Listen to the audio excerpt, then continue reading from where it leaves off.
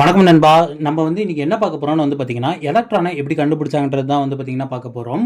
1897ல பார்த்தீங்கன்னா, J Thomson தான் இந்த எலக்ட்ரானை பார்த்தீங்கன்னா டிஸ்கவர் பண்றாரு.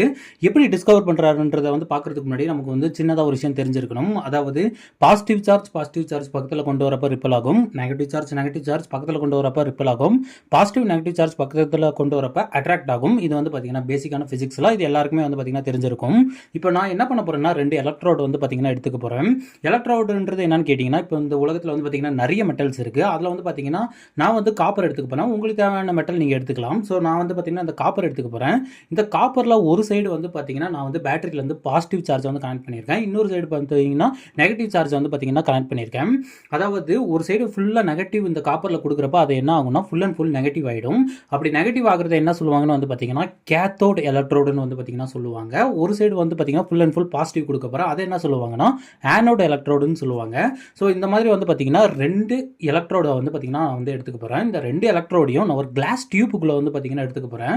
இந்த கிளாஸ் டியூப்புக்குள்ளே பார்த்தீங்கன்னா நம்ம அதிகப்படியான வால்டேஜ் இந்த 2 எலக்ட்ரோடுக்கும் கொடுக்குறப்ப நடுவில் பார்த்தீங்கன்னா எலக்ட்ரிசிட்டி பாஸ் ஆகும். ஆனால் இந்த நடுவில் பார்த்தீங்கன்னா உள்ளார ஏர் மாலிகுல்ஸ் இந்த கிளாஸ் டியூப்புக்குள்ளே பார்த்தீங்கன்னா இருக்கக்கூடாது. ஓரளவுக்கு இருக்கணும். எவ்வளோ இருக்கணும்னு பார்த்தீங்கன்னா 0.01 to 0.001 மில்லிமீட்டர்ஸ் ஆஃப் மெர்க்குரின்ற அளவில் தான் பார்த்தீங்கன்னா ப்ரெஷரை மெயின்டைன் பண்ண போகிறோம். அதாவது அதிகப்படியான காற்று இருந்துச்சுன்னா இந்த நடுவில் நம்ம எலக்ட்ரிசிட்டி பாஸ் பண்ணுறப்ப நிறைய கொலிஷன்ஸ் ஏற்பட்டு நம்மளுக்கு பார்த்தீங்கன்னா நடுவில் பார்த்தீங்கன்னா எலக்ட்ரான் தெரியாமல் போயிடலாம். அதுவே பார்த்தீங்கன்னா வேக்யூமாக இருந்துச்சுன்னா நம்ம கண்ணுக்கே பார்த்தீங்கன்னா அது ஃபுல் அண்ட் ஃபுல் டிசப்பியர் ஆயிரும். ஸோ ஓரளவுக்கு நம்ம ப்ரெஷர் மெயின்டைன் பண்ணணும். அதாவது 0.01 to 0.001 of mm of Hg பார்த்தீங்கன்னா நம்ம மெயின்டைன் பண்ணணும். இப்போ நான் என்ன பண்ணுறேன்னு பார்த்தீங்கன்னா அந்த பேட்டரியில் பார்த்தீங்கன்னா வால்டேஜ் இன்க்ரீஸ் பண்ண போகிறேன்.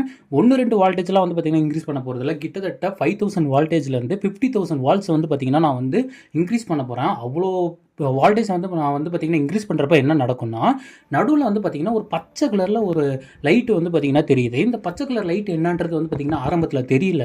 ஸோ நான் இந்த டியூப்பில் என்ன பண்ணுறேன்னு பார்த்தீங்கன்னா மேலேயும் கீழே பார்த்தீங்கன்னா 2 பிளேட் வைக்கிறேன். ஒரு பிளேட்டில் பார்த்தீங்கன்னா மறுபடியும் பாசிட்டிவ் சார்ஜ் நெகட்டிவ் சார்ஜும் பார்த்தீங்கன்னா கொடுக்குறேன். இப்போ என்ன ஆகுதுன்னு பார்த்தீங்கன்னா இந்த லைட் பார்த்தீங்கன்னா பாசிட்டிவ் சார்ஜை நோக்கி பார்த்தீங்கன்னா வளைஞ்சிட்டு போகுது. அதுலேருந்து என்ன கன்ஃபார்ம் பண்ணுறாங்கன்னா இந்த லைட் பார்த்தீங்கன்னா நெகட்டிவ் சார்ஜாக இருக்கணுன்றதை கன்ஃபார்ம் பண்ணுறாங்க. ஏன்னா பாசிட்டிவ் நெகட்டிவ் பார்த்தீங்கன்னா அட்ராக்ட் ஆகும். ஸோ இந்த லைட்டுக்கு என்ன பேர் கொடுக்குறாங்கன்னு பார்த்தீங்கன்னா கேத்தோடுன்ற பேர் பார்த்தீங்கன்னா கொடுக்குறாங்க. ஏன்னா கேத்தோடுலேருந்து இது உருவாகுறதுனால கேத்தோடுன்னு கொடுக்குறாங்க. லேட்டராக இது பார்த்தீங்கன்னா எலக்ட்ரான்ன்றது பார்த்தீங்கன்னா அவங்களுக்கு தெரியுது. ஸோ இதுதான் என்ன சொல்லுவாங்கன்னா சிஆர்டி டியூப்னு சொல்லுவாங்க. அதாவது கேத்தோட் ரே டியூப்னு பார்த்தீங்கன்னா சொல்லுவாங்க. இதை வச்சு தான் பார்த்தீங்கன்னா எலக்ட்ரானை பார்த்தீங்கன்னா டிஸ்கவர் பண்ணாங்க. நன்றி.